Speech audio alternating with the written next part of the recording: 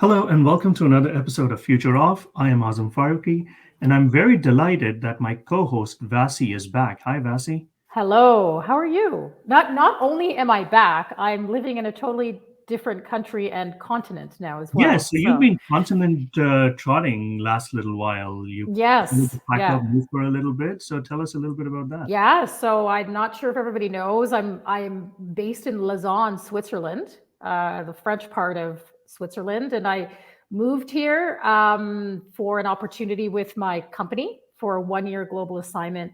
So I'll be here from December to December, and I came in the midst of the Omicron wave, which was very difficult, but I'm here now. Things are a bit better in Switzerland, and I'm happy to be recording an episode and session on the future of gaming, which I know, even for my 9 year old son, is a very exciting thing. So he will be a happy person listening to this episode, let me tell you.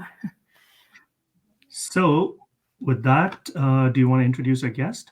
Sure, sure. So I'm really happy today. We've got somebody from the video game industry with, I guess I could say, 25 plus years experience in it.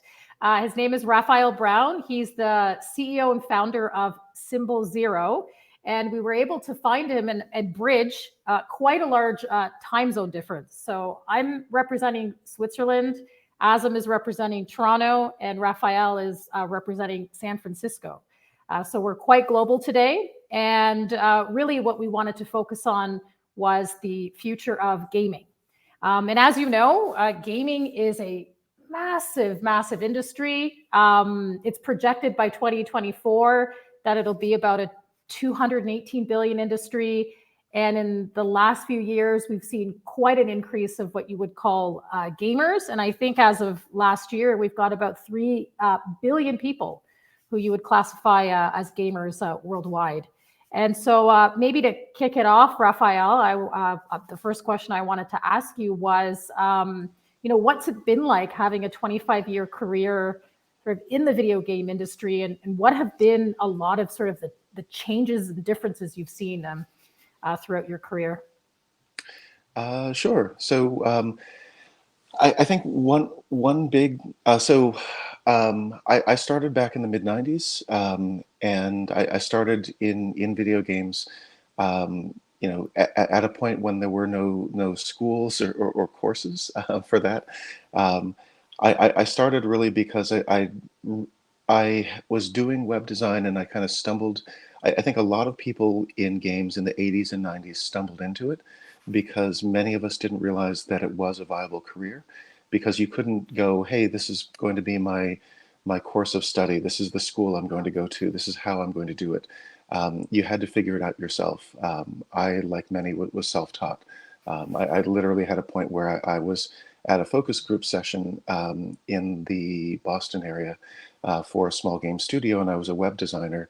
Um, and I was talking with the folks at the game studio, and they said, we're hiring our first level designer.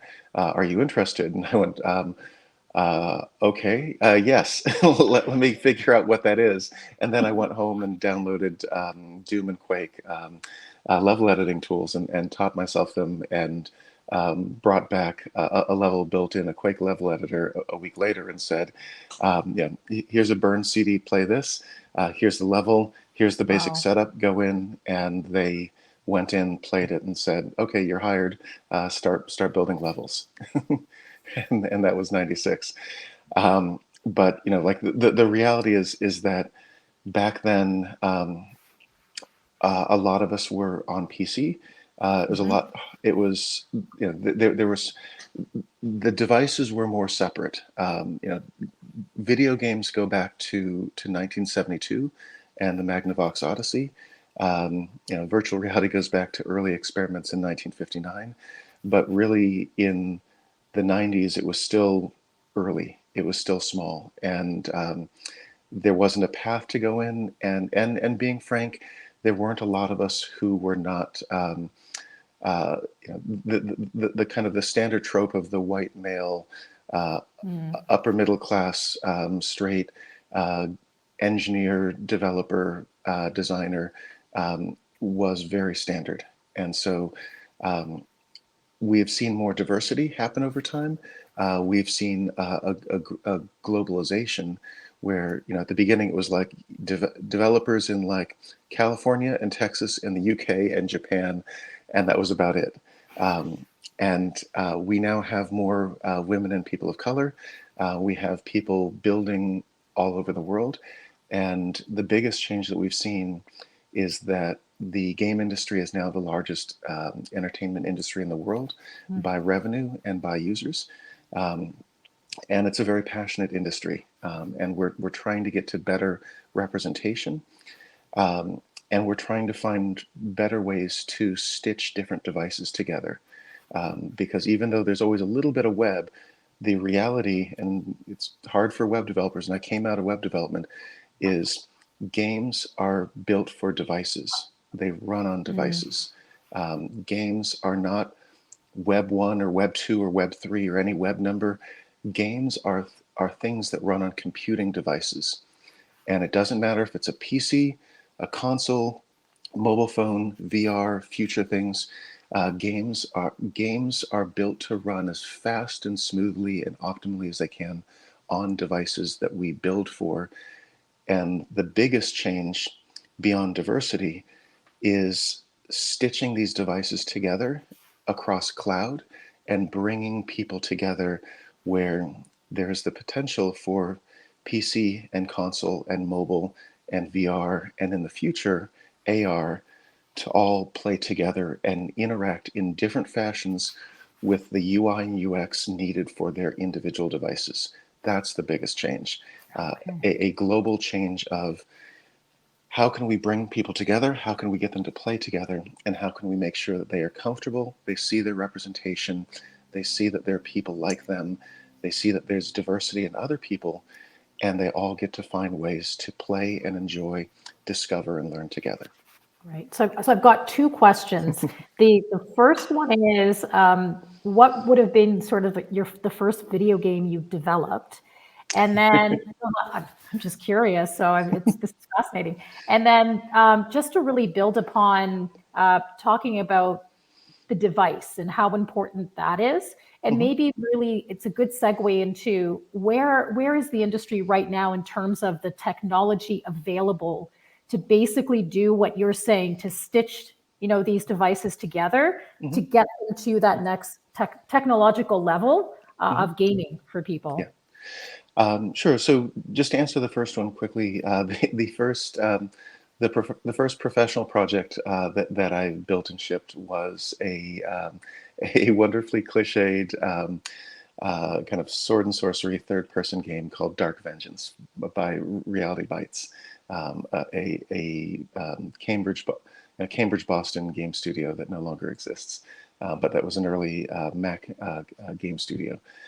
Probably the first big game that I worked on.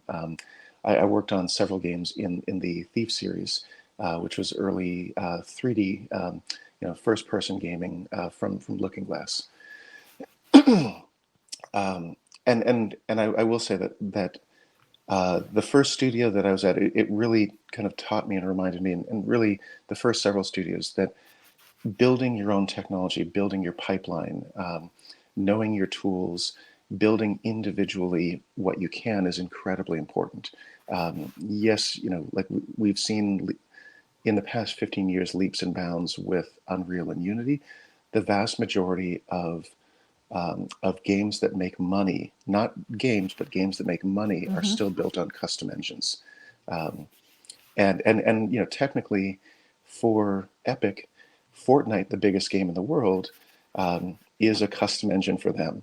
They're not licensing it as middleware. They're developing it and figuring out exactly what they need for their game. And that's part of why it's the biggest game in the world. The other part of why it's the biggest game in the world, and this ties into your second question, is that Tim Sweeney, who a number of us have followed since our days, when I was at Looking Glass, and my old boss John Carmack, he was at id, and all these early folks were we were building games and building engines in tandem, and we knew that all these things were separate. That PC and console were separate. Mobile yet exist, but like you built individually for every bit of hardware for every device. There was too much between them, and also there weren't good things to stitch them together when they kind of fell off. And so Tim Sweeney had a vision that a number of us had, where we were doing these we're starting to do cross-platform, and there's a sense where, like, in the mid 2000s, like, we all knew you had a PC thing and you had a console thing, and you might have it running on Steam and on Xbox and on PlayStation, and putting those players into the same arena was literally just flipping a switch. Cross-play, cross-device was something that was very possible, but through the 2000s and the 2010s, it was alternately whoever was in the console space that was leading would go, yeah, we don't want to do that. We want to protect our gamers from everybody else. They're not trying to protect anyone, but effectively they're going, we're the lead console, either Microsoft or Sony, usually Sony, and then basically going, come over here, buy our thing, and only play in our walled garden. So, and was the idea that it was to make the experience niche, to then have people sort of move to them, or well, it's not to make it niche, but it was really just to make it. It's to strengthen the walled garden and go, if you want to play with this largest group of people, come into this walled garden, buy our console, buy our games, make money for us. There's an understanding that you make a lot more money if they're on your platform than on somebody else's platform. Right. But what started to happen was that people are starting to see social media platforms and the rise of mobile, and they're starting to see, like, oh, I can take things with me. I can take Spotify with me on different devices. I can take other platforms, and then they're going, why can't I?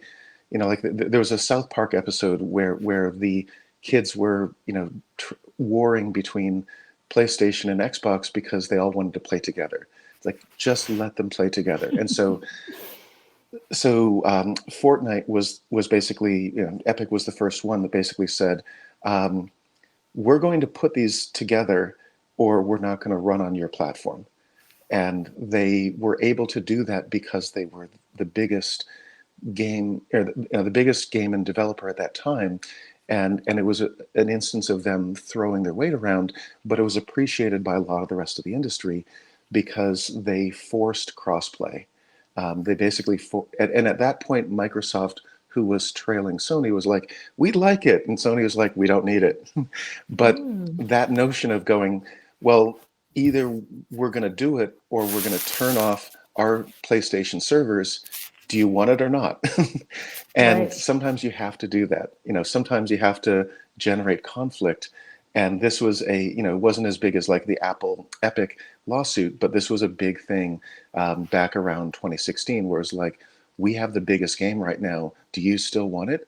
If so, let your PlayStation players play with the Xbox players, play with the Steam players, play with the iOS and Android players. Let everybody play together, because Epic wasn't just going like, hey, we run servers and hey, we make games, but they had learned from the industry, run cloud and run everything on cloud, and then you can put these together.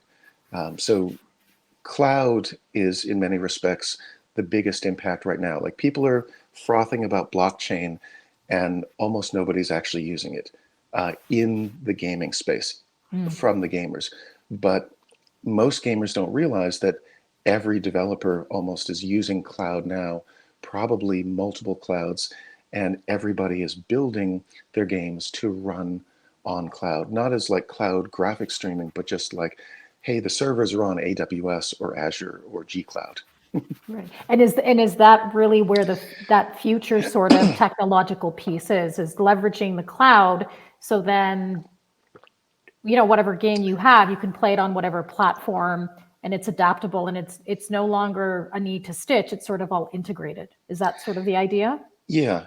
And so, like, You still need to run it locally. We still need to build locally, natively for each device. That doesn't go away. We still need good developers who understand hardware, because cloud graphics streaming only works well, only works really smoothly if you've got a server that has that game installed that's within about 60 to 90 miles of you. Um, so cloud graphics streaming, because that's effectively what Netflix did. They just said, we will drop server arrays all over the place, but it's a lot easier to go, here's a server array, spin up Bridgerton, than it is to go, here's a server array, it needs to be running this particular game, especially because in the game industry, we have thousands of games. So cloud graphics streaming is not that effective, and Stadia struggled with it, and it's a niche. But cloud as just a growth out of, hey, we've got a Quake server and it's running a game, or we've got a Battlefield server, to, hey, we've got a whole bunch of servers that are all running this thing and we don't have to worry about it. That's a big change. And the thing that starts to lead to is, if you say that your game is online all the time and you make that a good thing rather than a bad thing, if you go, hey, there's no single player for this game, it's kind of like an MMO, it runs all the time, then you can start to do some interesting things. Fortnite is doing that. Roblox is doing that. Minecraft is doing that. And that's really the future of gaming, is cloud platforms, but also cloud, like large scale cloud games, going like, hey, there's a city here and there are 10,000 players in that city all at the same time. And they're all running on one cloud server and they can all see each other. Not that it has to be like chaos, but like you can start to do interesting different things when you go, parts of the game run on the cloud, or hey, there are persistent AIs that live on the cloud, because when in 25 years, when I build games and we go, hey, we've got a scene graph that's rendering, AI is maybe 10% of that. Because you go like AI and physics and audio and graphics and 10 other things, UI and inventory and all, player movement. And in that, AI is always a really tiny part, because you go, rendering the graphics is usually 60 to 70%, maybe as low as 50, but you can't put much towards AI. So the AIs are really dumb because you just can't render much.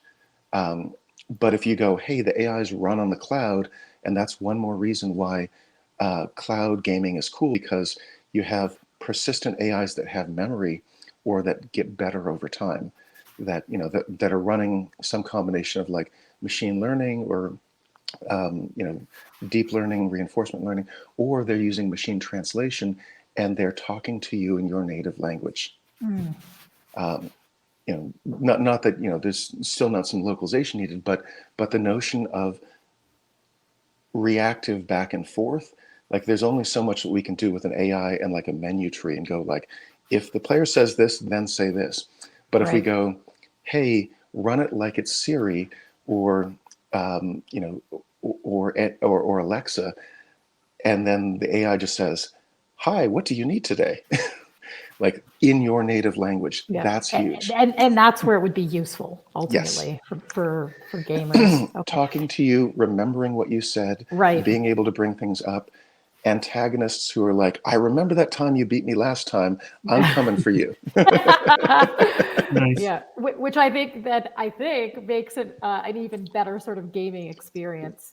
Okay, so I was going to ask about AI, and you basically answered that question. You also touched upon how blockchain is not something that necessarily makes sense in this space. Are you able to expand a little bit upon that as well? Sure. Yeah. So, I mean, I've been tracking the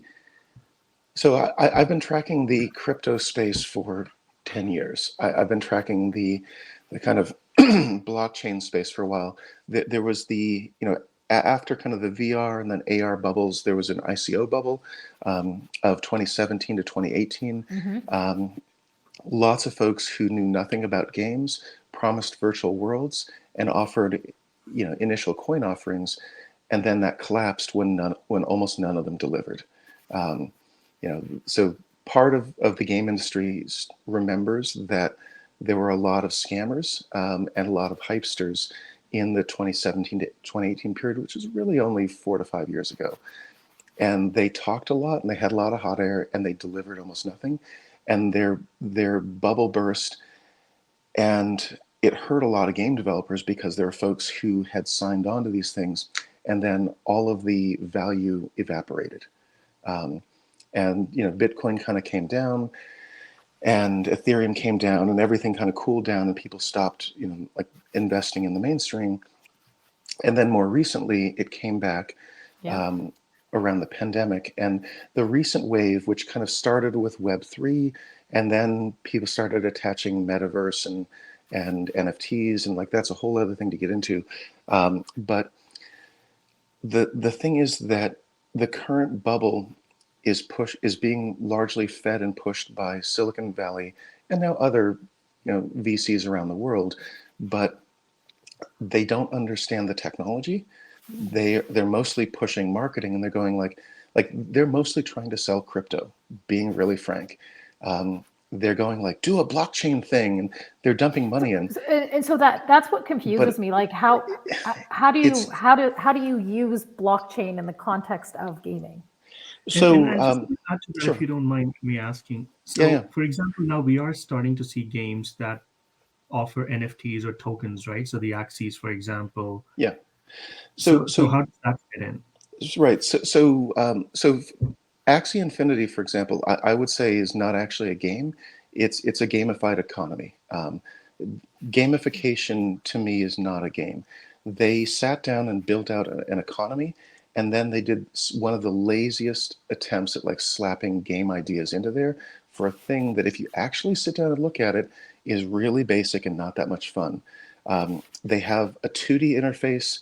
They kind of loosely are like, it's like Pokemon. It's like Pokemon if you stripped out 99% of the interaction and 99% of the fun, but people work in it. And so people are talking about like blockchain and like pay to earn. Pay to earn at this point is basically Axie Infinity and a lot of white papers. Axie Infinity, I'll be frank, is not a game in my view.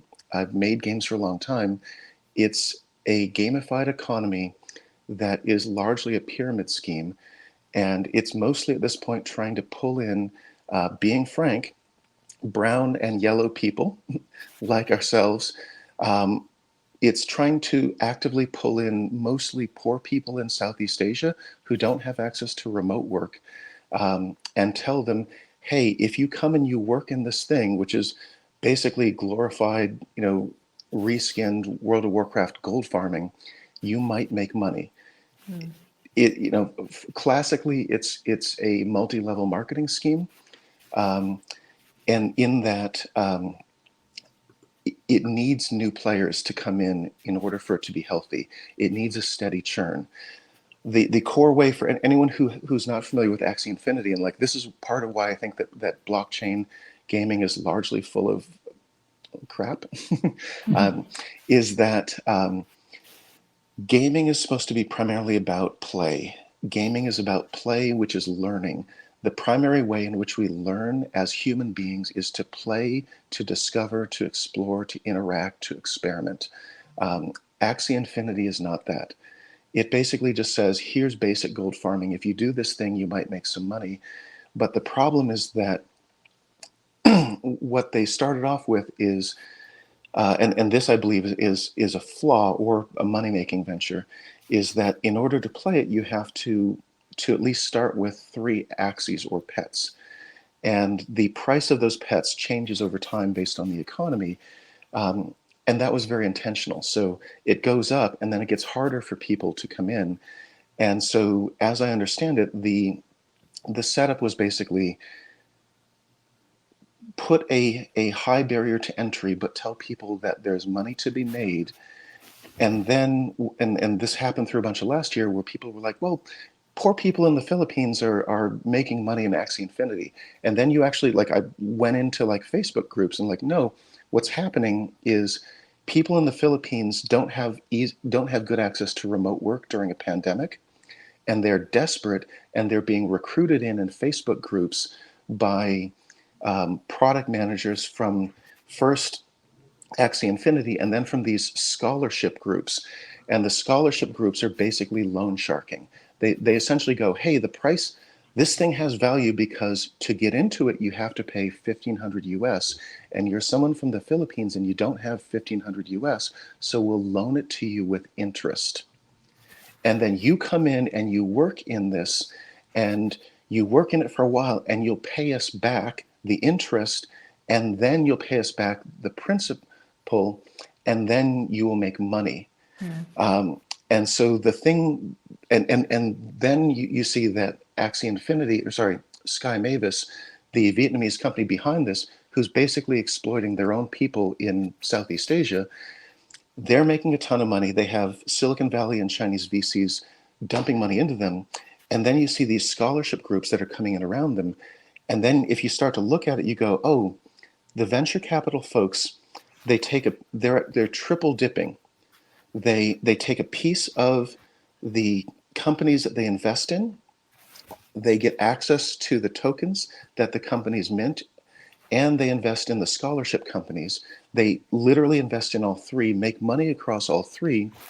And then you have these scholarship folks who are going, here, you're going to work for us in virtual indentured servitude. And then you go back to Sky Mavis, and they're contacting marketers and influencers in Southeast Asian countries and go, hey, broadcast out to youth that they should come and play in Axie Infinity because we need more people. And on the top end, they might make $100 to $200 a month. And on the bottom end, they might make $1 to $2 a month US. Right. But push them that they might get that top end. And if they do, and the price of the Axies isn't too high, they might pay the Axies off after 6 months and another month or two for the interest, and then they're making money. And it's disgusting. Yeah. I wanted to walk through that because people talk about how Axie Infinity is the one big blockchain game. Yeah. And the reality is that it's basically a multi-level marketing scheme that's pushing towards a pyramid scheme. It's the biggest game in blockchain gaming, and it has 100,000 users.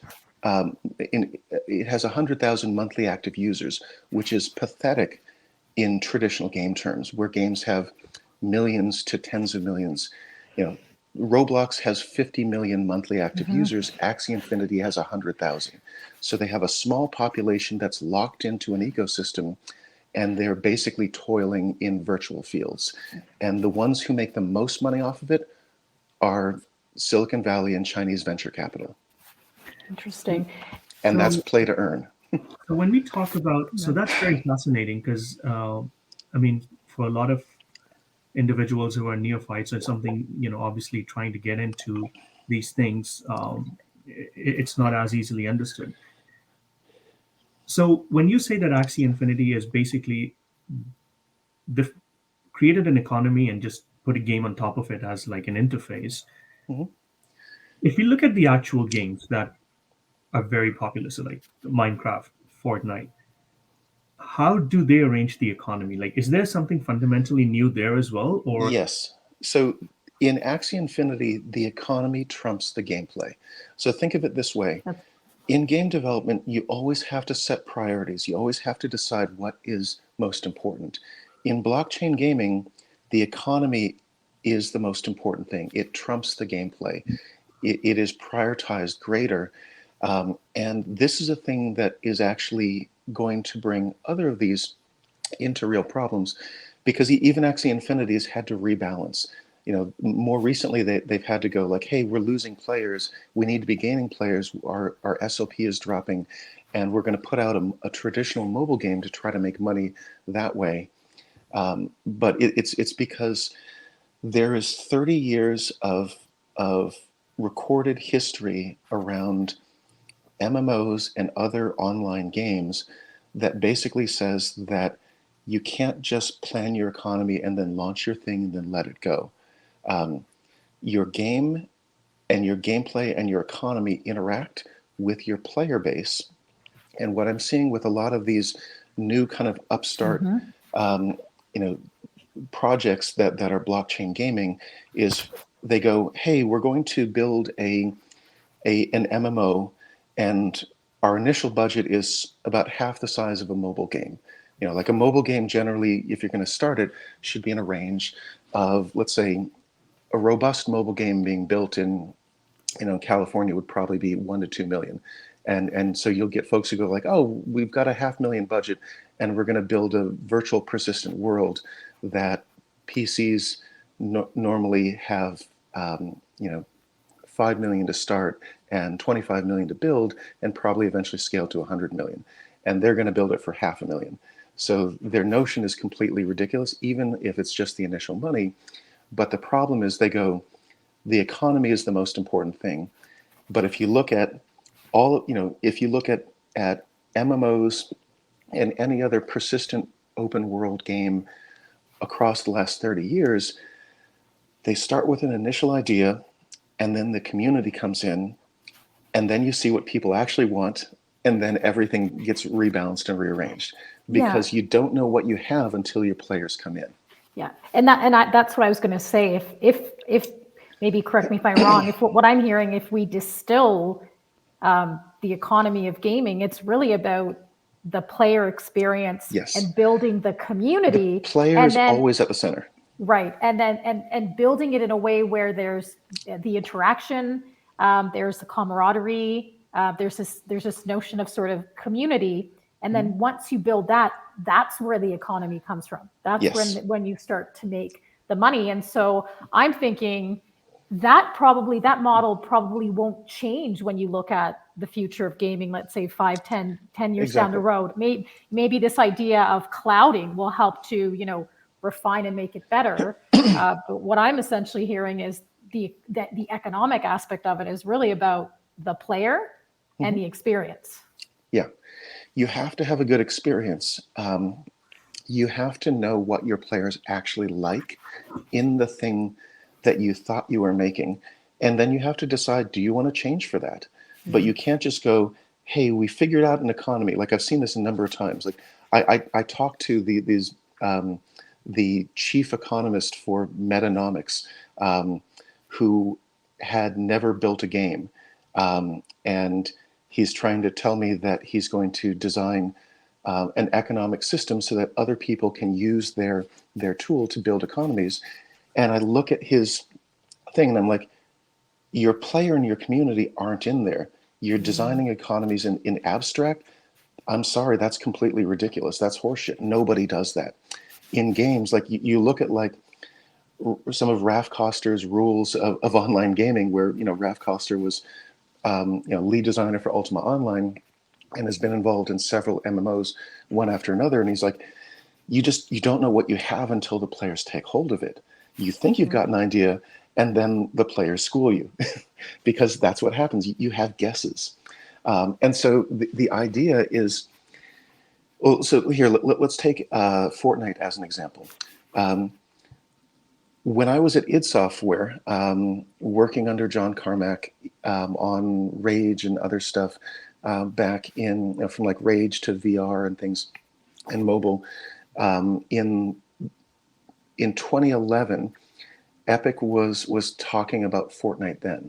Fortnite, you know, remember, had early like alphas in like 2012. They were showing stuff in 2011, and Fortnite gets its name from forts at night.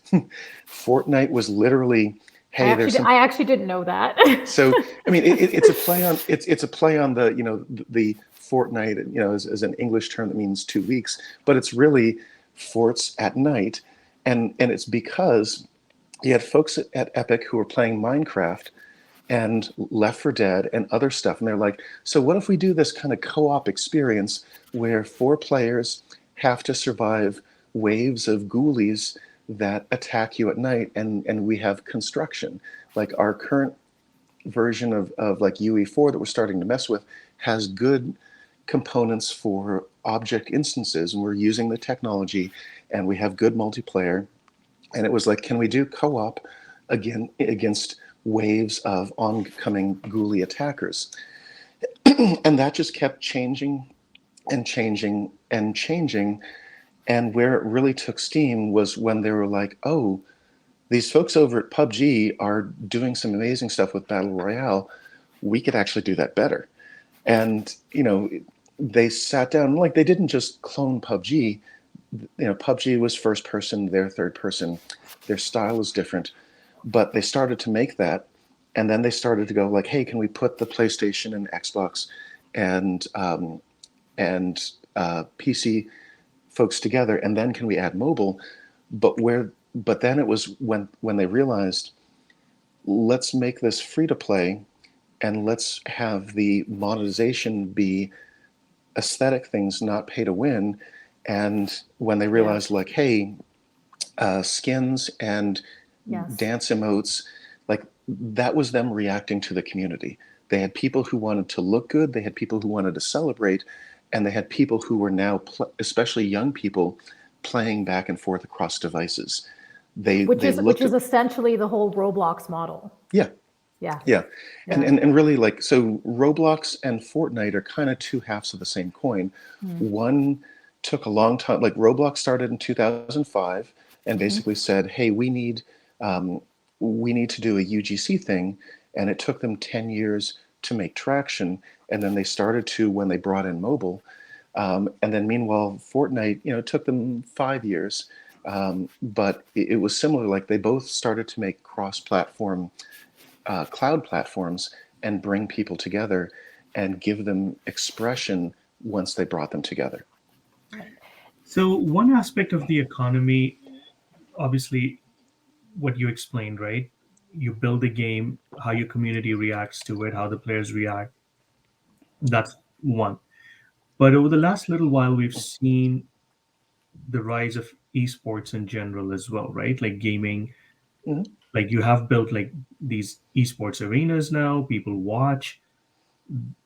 How does that impact what kind of games are being developed, or how, like, can you talk a little bit about that?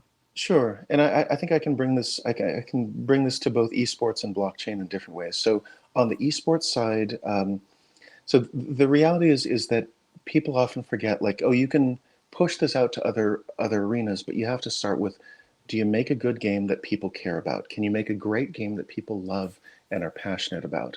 And so esports does best when they take in games that people already like.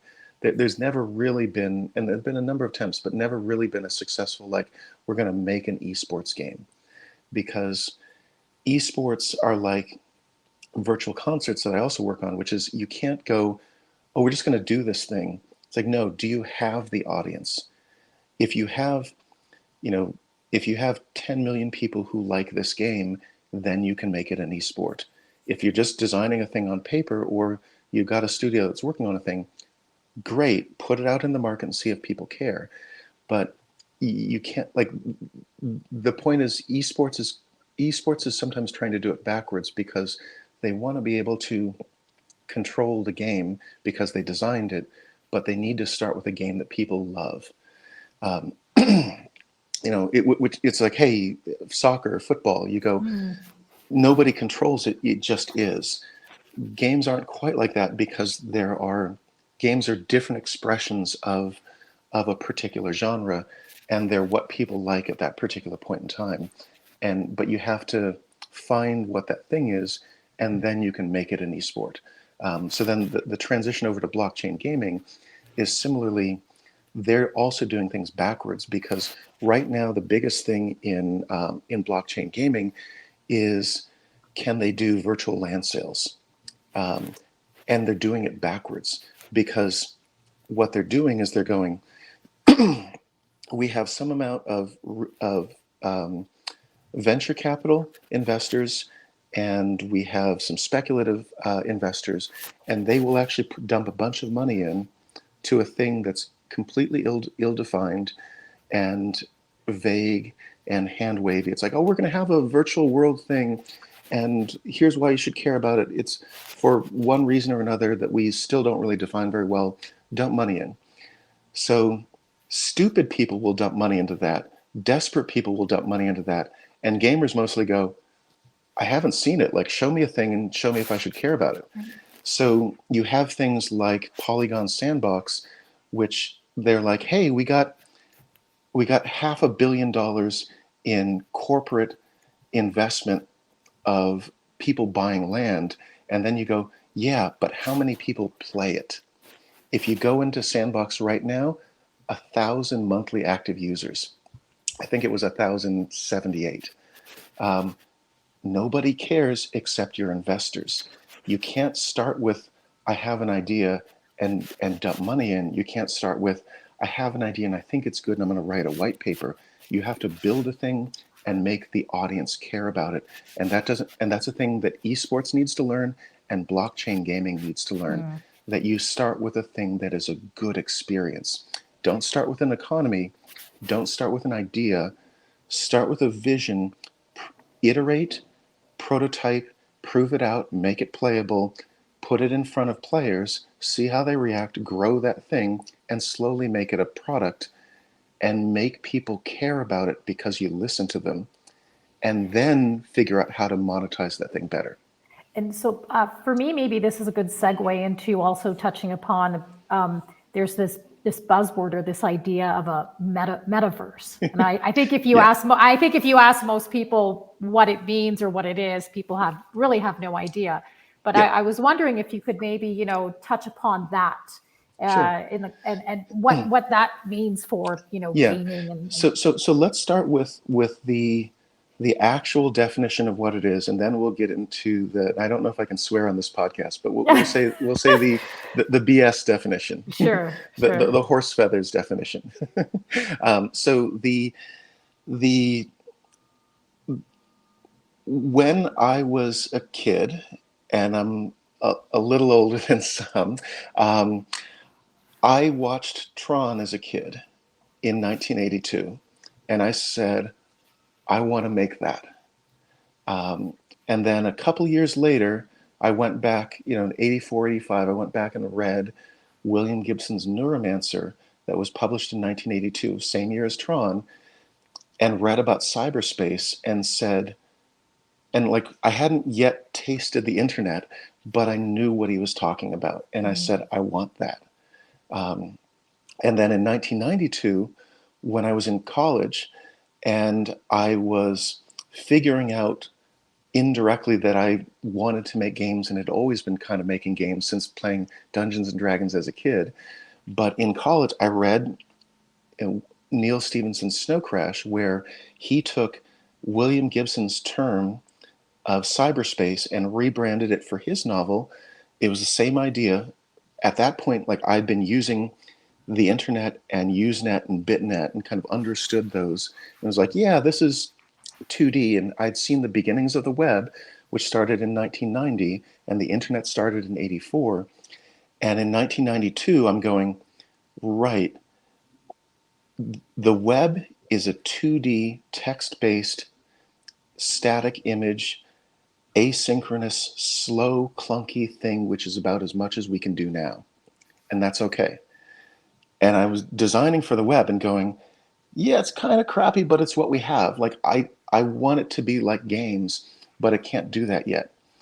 The metaverse comes out of Neil Stephenson coining that term and going, this is a 3D successor to the internet that lives in my future, in my novel.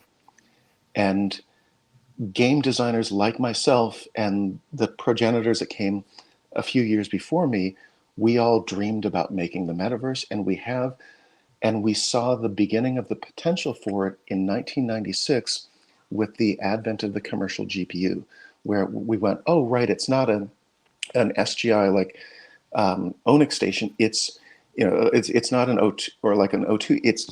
It's this thing that I can slide into my computer. We basically went, if I extrapolate this thing decades forward, we're going to get to the metaverse. And the thing is that the semiconductor folks and the hardware device manufacturer folks, the Sonys and Microsofts and Samsungs and NVIDIAs and AMD, Intel, ARM, Qualcomm, they all thought the same thing. They all had folks going into them. We were all influenced by William Gibson and Neil Stephenson and others, but those are the two big ones of cyberspace and the metaverse. We can make a 3D successor to the internet, but we can only do it if we do experiments along the way to figure out what that thing should be. I started building virtual worlds because I want to get to that. Because we have to do, because we can't just go, oh, here we make it. We go, what does it actually feel like? Let's do 30 different iterations over decades to try different things to get to that. We make it through trying. And so like that's the vision of the metaverse. And keep in mind. And would it be really basic and safe of me to say that the metaverse, or the term of it, is essentially cyberspace, but sort of repositioned and rebranded? That's exactly it. It is. So like talk to William Gibson and Neil Stephenson. It is literally William Gibson going, I had this term in my book, and Neil Stephenson going, I needed to put the same thing into my book, and they just called it different names because these were it's science fiction.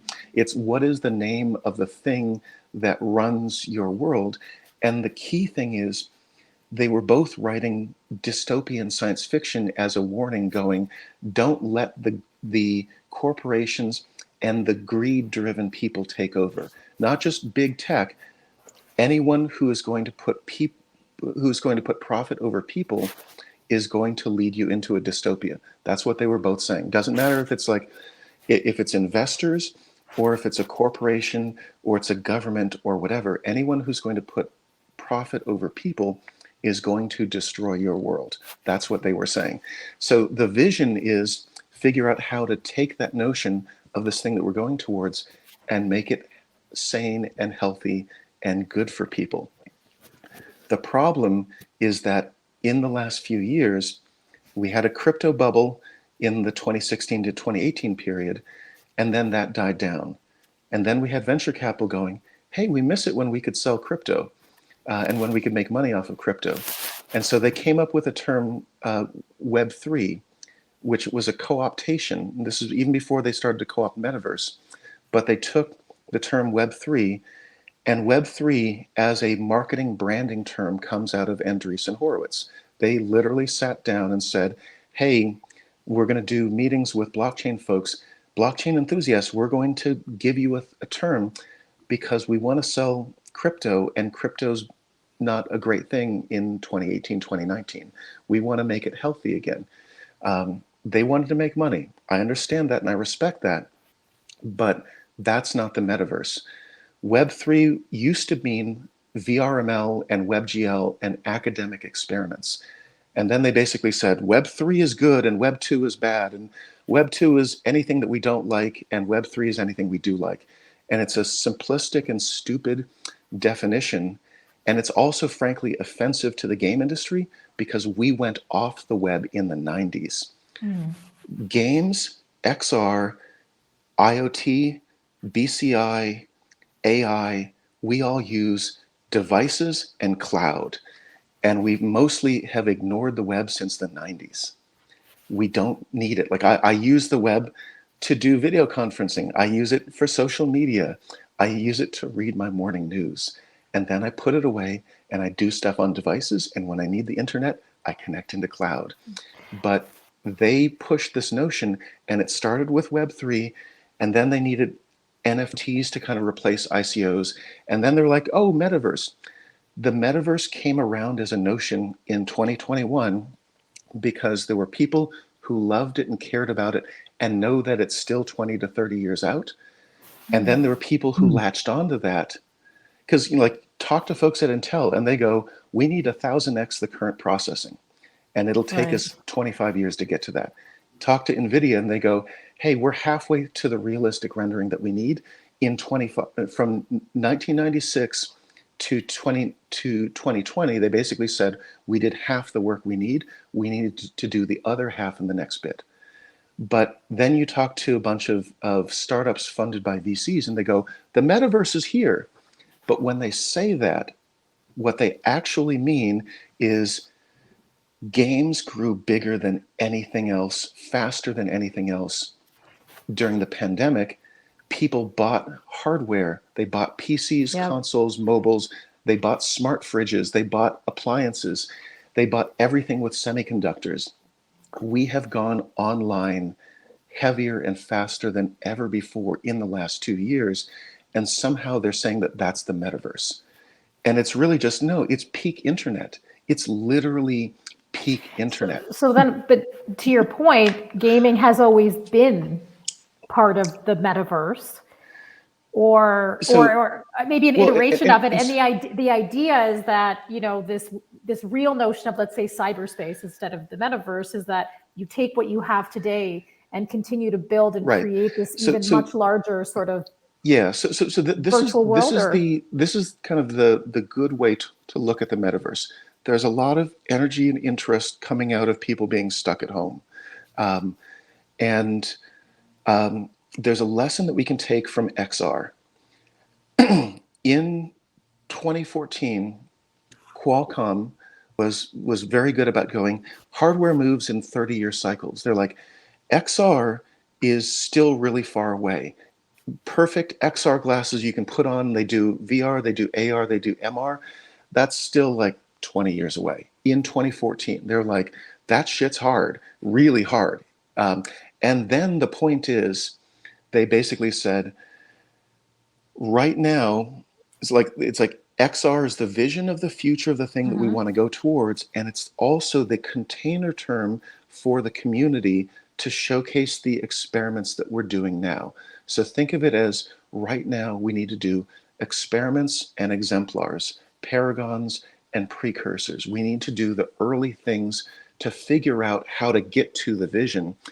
And so XR, and this is what we've kind of made peace with in the XR community. We said, extended reality, XR, is the community now that cares about getting to the future of the devices. And that is the thing that I'm trying to push Metaverse over to, because I've been in the VR and XR community since seeing early devices on John Carmack's desk back in 2011. Like, we knew that we could get to VR and XR. We also know that we could, like, we used to talk about, back when I was at Looking Glass, we talk about the Metaverse in like 98, 99. Like, it was like this far off thing. It's still far off, but we can get there. But it actually feels reachable now. And so think of it as that container term to build community and to build experiments to get to that vision that we know is still 20 to 30 to maybe even 40 years away. The metaverse is like Mars. Like that, like I see people who are like, Chief Metaverse Officer. I'm like, you might as well say Chief Mars Officer, because we don't know how long it will take to get there. There's a lot of hard work to get there. It will be amazing when we do, and we've had visions of it for almost longer than we can talk about. We've always, we've always seen Mars up in the sky. It's from the first days that we've had computers, we've talked about, like, can we have this embodiment where everyone is everywhere and we all experience? That's great. It's still really far away. So Metaverse is not what we have now, but we can have a Metaverse community that can work towards that thing in the future. Will essentially build towards that. So yeah. And So I don't want to make a joke, but it'll either be Elon Musk and Mars or the gaming community that gets to the metaverse first, right? Is that going to be the ultimate competition between the two? I've literally been like, I've seen people who like put Chief Metaverse Officer in their title, which is the stupidest thing. Honestly, and I'm literally like making that joke. I'm like, okay, you do that. Maybe I'll switch careers and start working on Mars travel, and let's make a bet about whether you are going to be planning settlement in the metaverse, or I'm going to be planning settlement in Martian mining colonies. Right. There's even money on either. Okay. Interesting. But bring it back to ahead. like right now, what we have is peak internet. The metaverse, like in my vision, metaverse is a thing to replace the web that would sit on an Internet 2.0 or a MetaNet that would replace the current Internet physical infrastructure. The current Internet infrastructure cannot handle what we talk about when we talk about Metaverse. Like, think of going, hey, let's say that you take a city and you put 10 million people into that city. And that city is virtual and it runs on a cloud and it uses blockchain to connect to other cities that you can pass between. And 10 million people need to be able to move around and function and coordinate in that city. And each of those people is tracked not by one dot but for the server, but by 32 dots to get good positional tracking of their, basically we don't do the Quake thing of, which is, we still use now in Call of Duty, which is like you have a dot in your center and that dot in the center moves around, and it's hard enough for computers to track 32 dots of individual people, but instead you go with 32 points of positioning. You can go shoulders and sternum versus head, so that you can do this. Like 32 points gets to a good skeleton, roughly speaking. 32 for one person times 10 million. If you start to get to a third of a billion points that you're tracking, our current hardware can't do that. Our routers and switches can't do that. We have problems right now when we get 10 to 20% growth on the current internet with people just accessing their mobile phones during the pandemic. We need to lay more undersea cables to connect different continents to have smoother interactions.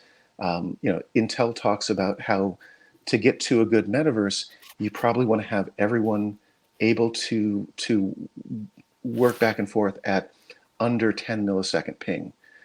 It would be ideal if everyone's at 1 millisecond ping or less. We don't have the technologies to do that now, but we could build them in the next 20 years. Right. So what I'm hearing, essentially, it's really building the technology as well as the infrastructure to be able to get there. Okay. Yeah. And what we have today, what's being packaged as Metaverse is what you're saying is peak internet, basically. Yeah. Okay. Yeah. It's, like if you think about it, the things that are big, that are biggest right now on the internet are all things that run on cloud. They're games, they're streaming audio servers and streaming video servers. Disney Plus, Netflix. Like Netflix was one of the early folks into cloud, where they're like, in order to run smoothly, we need to have cloud arrays all over the place, close to everybody, and they did that into more countries faster than just about anyone except folks like Amazon and Microsoft and Google. The Spotify, was starting to kind of learn that, and SoundCloud and others. But now we have this array of streaming video, this array of streaming audio, this array of gaming, and it's keeping us entertained. And then people are trying to promise us that there's more than that. It's okay that we're at peak internet. Like that's kind of where we should be. We still have a lot of growth just on that. So that's a very good point you mentioned. So I just want to piggyback. So let's say someone like myself who's a bit of a neophyte in this space, right? Not a bit, actually a neophyte. So when you talk about what the reality should be in Metaverse in the future, right? Are there, in what we aspire that world to be, are there any aspects of it that peak internet can solve for in some shape or form today? Yeah. So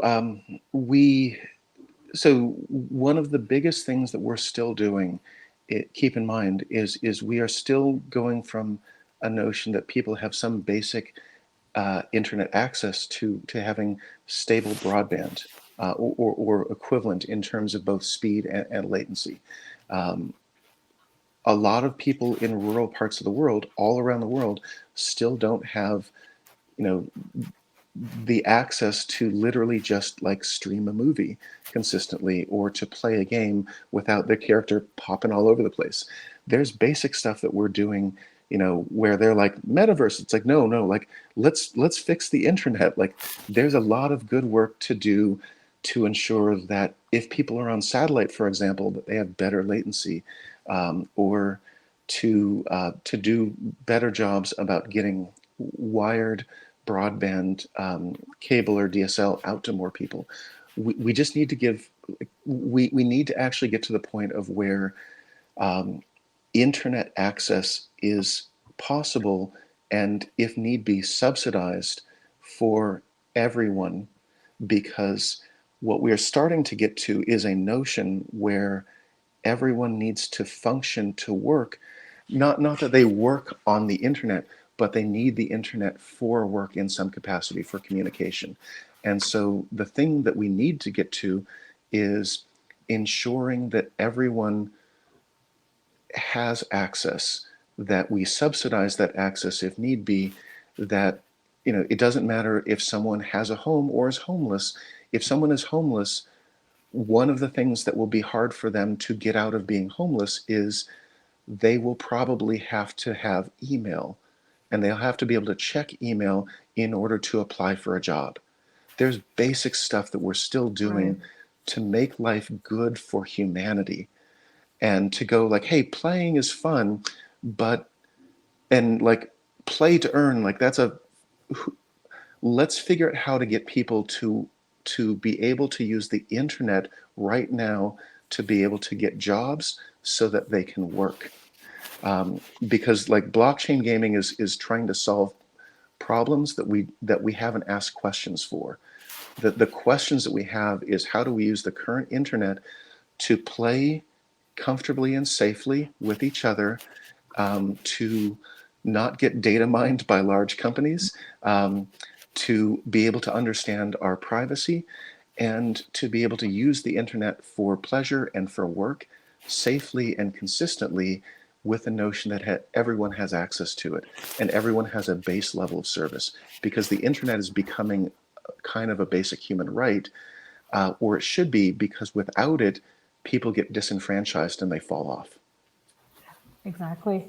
I also wanted to maybe touch upon a different topic, and you had mentioned it at the beginning in your introduction about the changing face of the gaming industry and how important diversity is, as well as representation. And for me as a female, you know, ensuring that more, you know, we've got 3 billion worldwide gamers, and I'm assuming, I'd have to look at the stats, excuse me if I'm wrong, at least 50, maybe 50%, at least 40% of them are female. It's 50%.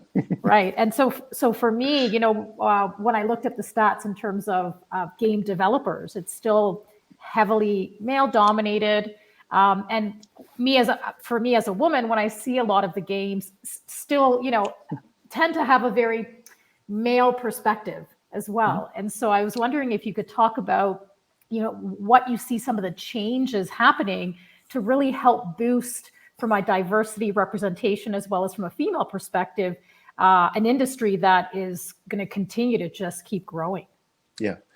Well, and yeah, the biggest thing is it has to start, you know, think of it as like the diversity and representation has to start behind the screen, with creators and developers, with publishers, with financiers, like people across the range of being responsible for making the game happen have to be more diverse in order for representation on the screen to be more diverse, in order to do a better job of connecting to people beyond the screen.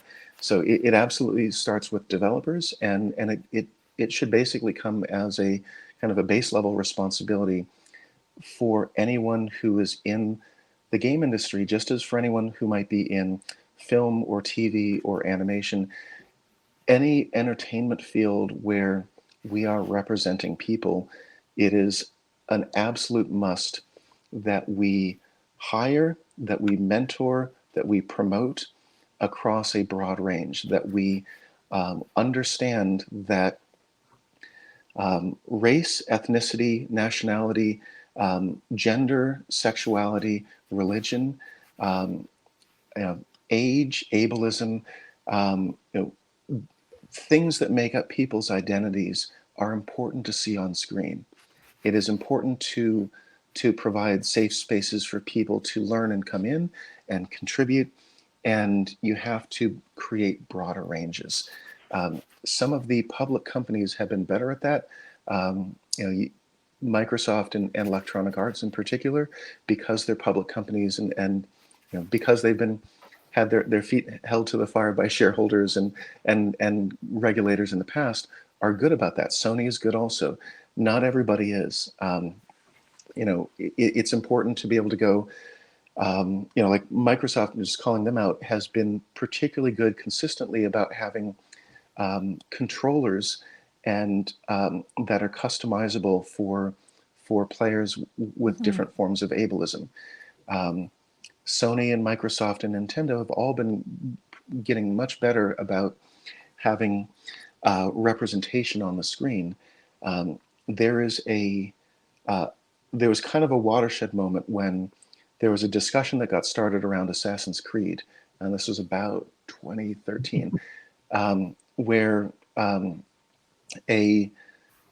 a well-meaning but misinformed person on an Assassin's Creed team basically said, "It's too much work to do to do a female avatar. It is more work. It is good work. It is necessary work if your audience wants it." But I will say that having that said, it then sparked discussions, and Ubisoft then got their feet held to the fire, and then they started to be better about having female avatars. But it has really been things like Minecraft and Roblox and Fortnite that go, if you make a proto-metaverse thing that runs as a cloud platform, you have to have absolutely equal representation. You have to let people customize. Microsoft actually, with the Xbox One and their avatar system, like they were the first ones, and this was around 2015 or 2016. Like they did a refresh on their avatar system, and they allowed wheelchairs and prosthetics. They also allowed. They basically said all clothing is gender neutral. Wear what you want to. You don't have to wear a dress if you are a woman. You can wear a dress if you're a man. You can say that you are anything that you want to be. Like, this is actually an important part of going towards the metaverse. And this is something that we actually learned back in the earlier days of VR. There's a certain part of identity, which is like authentication. And you go like, oh, your authentication of your identity and your ability to have privacy, knowing when your telemetrics or biometrics are being tracked. But then the other part of identity is your projected identity. In a game, in a virtual world, in a virtual reality, going towards the metaverse, let people be whatever they want to be. They should be able to be how they look, how they perceive themselves to be, how other people perceive them to be, how they aspire to be, something that they're curious about. Let them take on personas. Some people are like, I look like this, I want to look exactly like this in the world. Other people are like, I want to look like something completely different.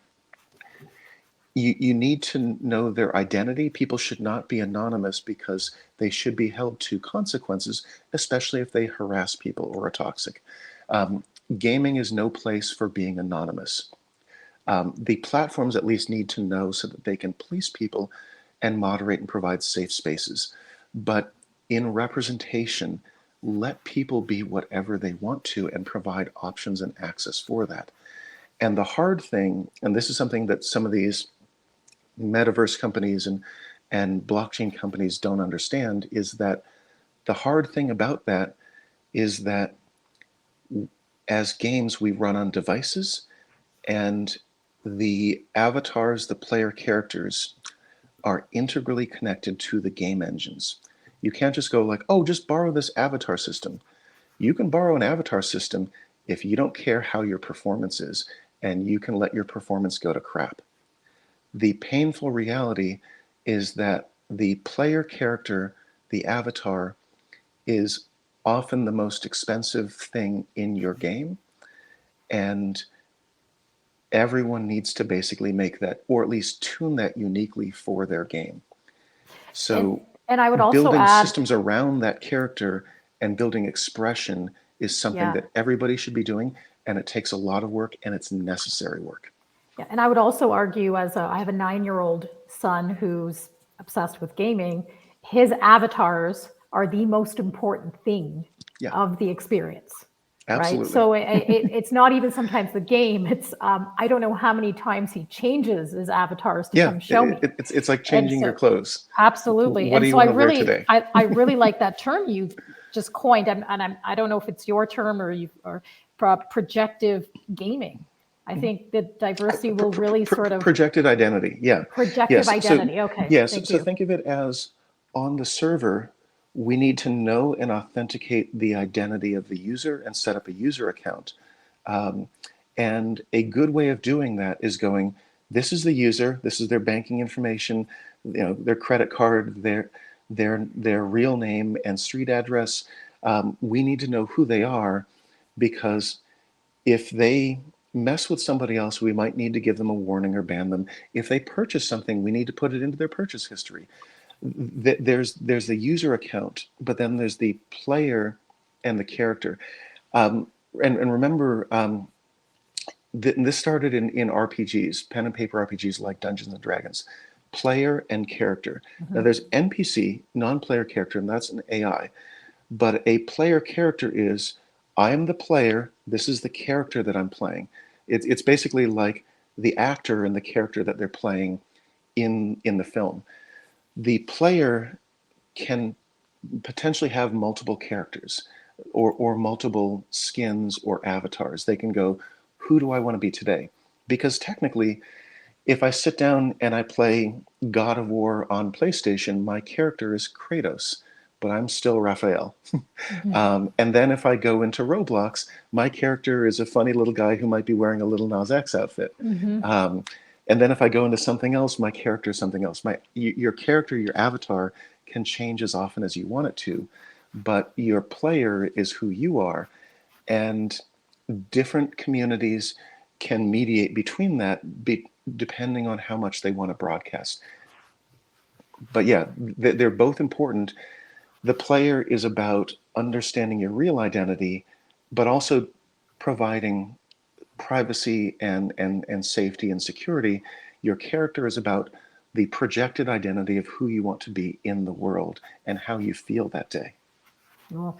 And one last thing on diversity, what would you say would be something easy that the industry can do to get more diverse people into game developing? Because that's really where, the impact is in terms of how you reflect that diversity to players and to people. Yeah.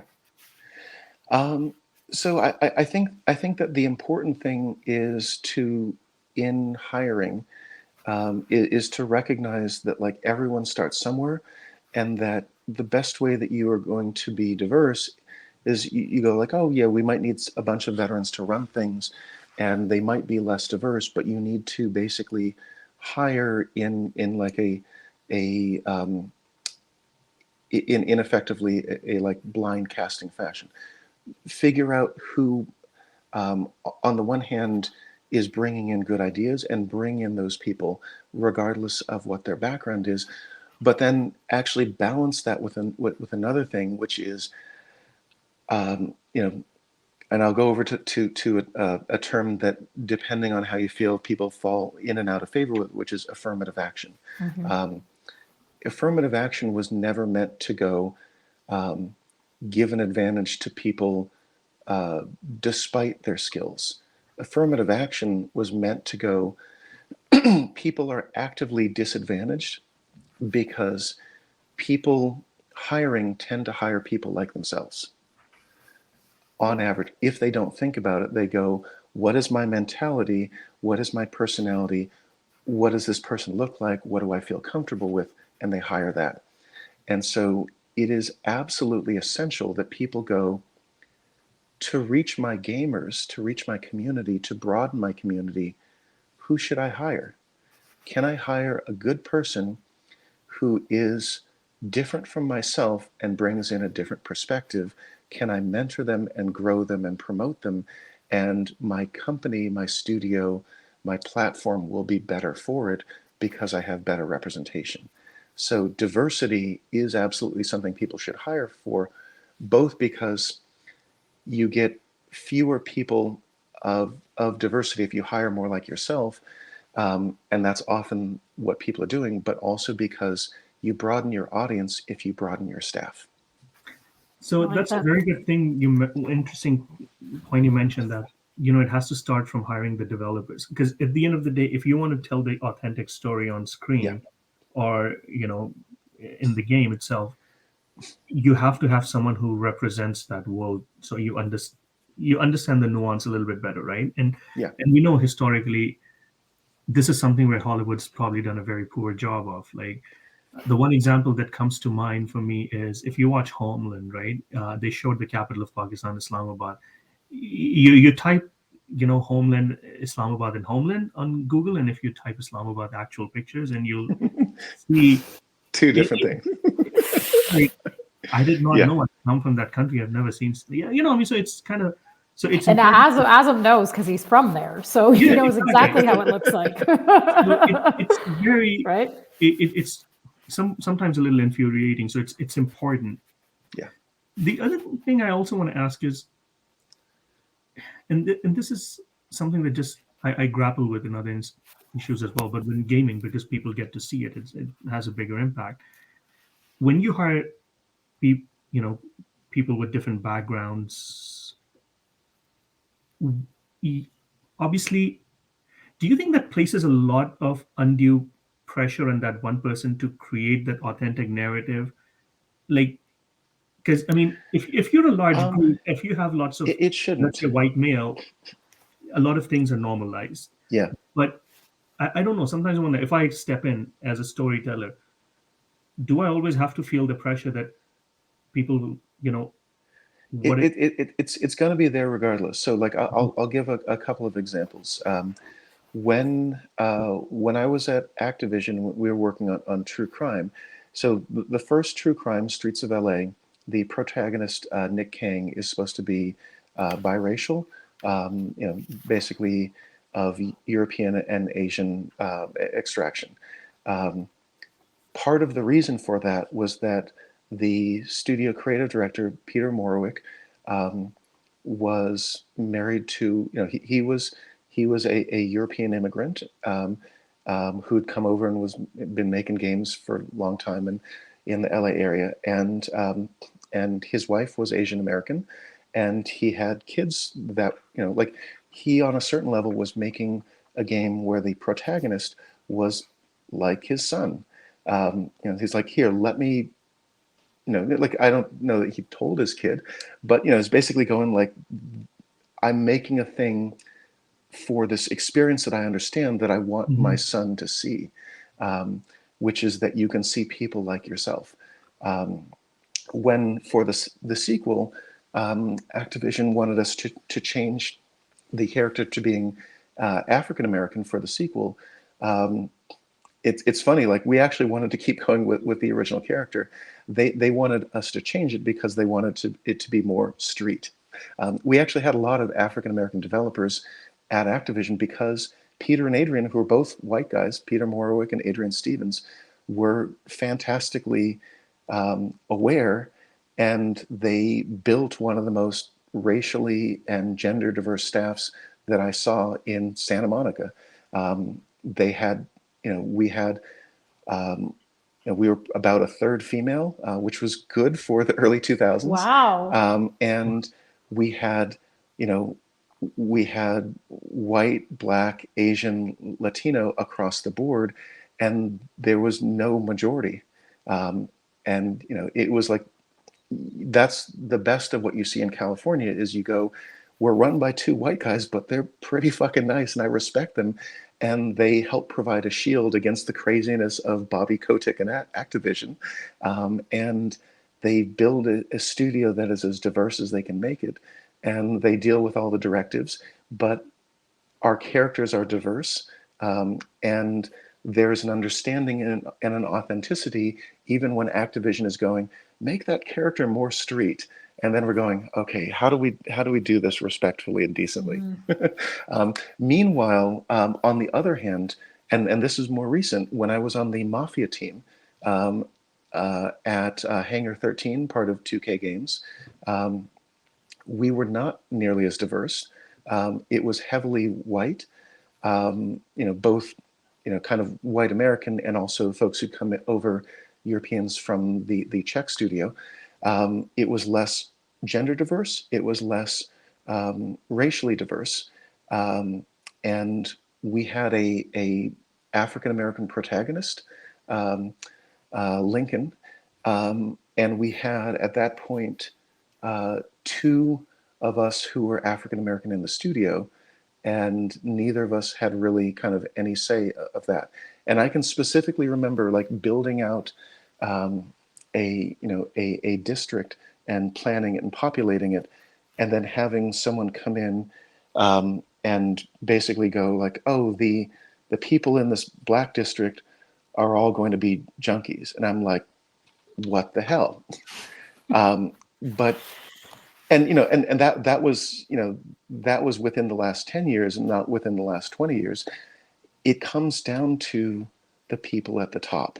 The people at the top in this particular case at Hangar 13 were a bunch of well-meaning white guys, all upper middle class straight white guys who talked good talk, but when it actually came down to it, they struggled. They had not built a racially or gender diverse studio, and they had far fewer inputs coming in, and they thought that like they were being good California progressive liberals, but they didn't have that representation, and they didn't listen to those of us for the longest time. Like eventually they got in an African-American writer, partially because some of us were like, what the hell, you're telling an African-American story in New Orleans and you don't have an African-American writer. They got better about that. And like eventually the two kind of core writers who were white and who were black got a good rhythm. But early on, it was really like the studio head going, this is the story that I want to tell. And Hayden's a wonderful person, but he had no business telling that story, and he lost his own narrative because it wasn't actually his narrative. It was a constructed artificial narrative of a black person in New Orleans that he didn't understand. Right. Yeah, and I think Azam, to your point, the idea is that we will get to a point where there's enough of diversity that it becomes normalized within the industry. Absolutely. So it doesn't have to be like Azam, you have to represent a certain type of person, or you, Vasi, you have to represent a certain gender and so forth. Yeah. The whole idea is that, to your point, Rafael, is you create a group that it just becomes seamless in terms of how these stories are then told. Yeah. And that's the thing is I'm seeing that more across games, across animation, across a bit of like film and TV. It used to be that like, I talk to people about like TV writers' rooms, and it would be all young white guys. That's not the case anymore in a lot of Hollywood. The people at the top may still be the same sort of folks, but at least there's greater diversity, and there's more of a chance that someone diverse will rise up and be able to be a showrunner or an animation director. And like you see things like Pixar's Turning Red, and that came out of Pixar basically going, we're doing some shorts here, we're allowing people to work in a smaller space, and then we promote this person who's doing good work. And if I remember correctly, she's a Asian American and Asian Canadian who has roots back to Toronto. From Toronto, yes. Yeah. Or like a movie, like I remember Disney's movie Coco, which was a story of this, young Mexican boy around the Day of the Dead.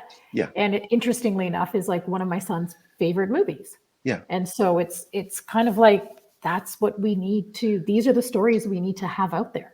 Yeah. Right? Yeah. And see, this is also part of it, is that people kind of forget, like there's sometimes this notion that being frank for a little bit, because I've studied and race relations a good bit, that there can be a notion of like white people are the generic and only white people can study other cultures, and you can't have someone who is black who's studying Mexican culture, or who's Latin who's studying Asian culture, back and forth.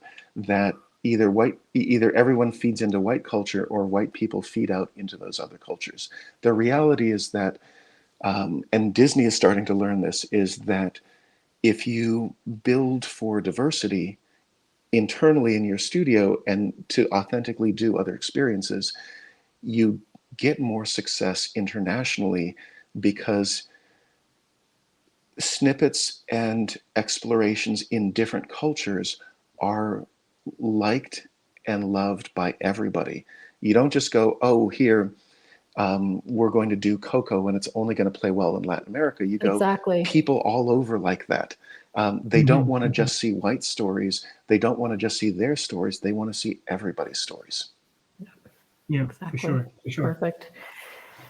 And anyways, that makes me. I mean, I'm curious about Miss Marvel coming out, right? So that's something, and the whole concept, like creation of the character, all the way from the directors and everything. It seems like a lot of thought has been put into diversity and having that, being able to create a more authentic storyline.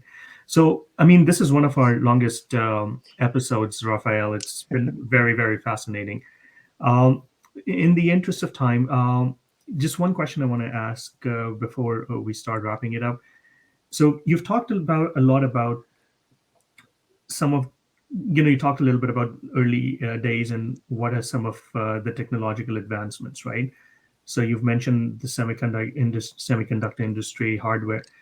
What are some of the other forces do you see that would affect the future of gaming? Maybe if we stand back and remove the technical side. I mean, obviously that's the main piece. I mean, technology, how much we progress. But besides technology, what are the factors will shape the future of gaming? Sure. So I think that a couple of things, and they have technology behind them, but there are concrete personal expressions. So one is VR. I think that like cloud, VR is part of the future of gaming. We are and what VR really means, beyond like virtual reality headsets, but it's how do we make games more immersive? How do we bring some aspect of tracking body positioning, head turning, wearables, motion? How do we make that part of the interaction in a 3D spatial world? People sometimes talk about in terms of they may use extended reality, virtual reality, but also spatial computing. How do we allow people to interact where, back in the 90s, the notion of being able to track someone's hands, being able to go like, oh, I pick it up, I drop it, like having physics between hands. There's something very special about having that complexity, and being able to build for that. We need time to do that, and the devices need to iterate. But being able to do interaction with, where we don't just go, oh, you want to pick that up, tap a button on the keyboard, and then the character plays a keyframe animation. Instead, we go, no, move your arm and pick it up. There's still something magical about VR for motion. And even just like the first time you go in and you're just like, it's not here, it's here. When you're like, I can look around and it's all around me. There's a term for that so it's not immersion. A movie can be immersive, theater can be immersive, a book can be immersive. Immersive is you've lost your imagination and your attention in that thing. Presence is when you project yourself into something and you think you are somewhere else. When we can fool the senses, particularly the eyes and the ears, such that you feel you are somewhere else. There is something magical about that because back in the 90s, when I was doing 3D gaming, 3D game development at Looking Glass, I still thought back to things like Tron, I would go, if I can get from this crude 3D where I can see all the pixels, if I can get to a thing where we can all be in it like Snow Crash, then we could be going to a theater together and 100 of us could sit in pods and we could go into the movie. So that sense of presence, of going into something, of being there, is something magical that we want to reach. That's something that we just have scratched the surface on. It's just barely there. So yeah, like, so I was going to bring up another thing, but maybe we should leave it at that. That sense of presence is part of the future of gaming. And we like to wrap up our podcasts with a couple of fun questions. So if you can Sure. indulge us a little bit, what are you reading that's interesting, and what are you streaming that's interesting? Interesting. Since we're talking about the cloud as well. Gotcha. Sure. So let's see here. In terms of streaming, and I'm really looking forward to Stranger Things, which is not out yet. Yes. Me too.